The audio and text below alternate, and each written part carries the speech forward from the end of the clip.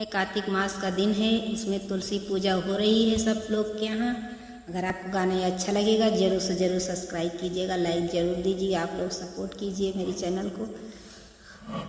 तुलसी के पेड़ लहराए हो मैया हमरे अंगनी में, तुलसी के पेड़ लहराई हो मैया हमरे अंगने में। मैया के माथा पे बिंदिया सोहे, मैया के माथों पे बिंदिया सोहे, सिंदूरा लगइबे जरूरी हो मैया हमरे अंगने में, सिंदूरा लगइबे जरूरी हो मैया हमरे अंगने में। तुलसी के पेड़ लहराई हो मैया हमरे अंगने में, मैया के अंगी में हरे वासो है, मैया के अंगी में हरे वासो, चुनरी चढ़ाइबे जरूरी हो मैया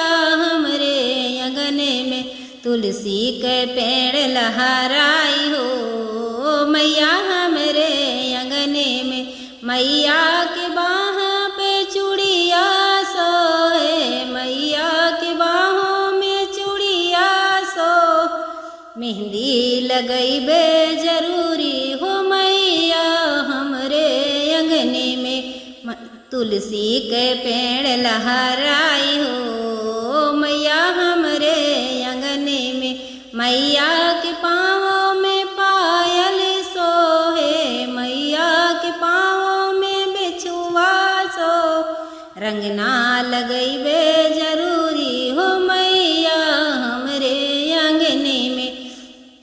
तुलसी के पेड़ लहराई हो मैया हमरे अंगने में। जय माता दी, जय तुलसी मैया की।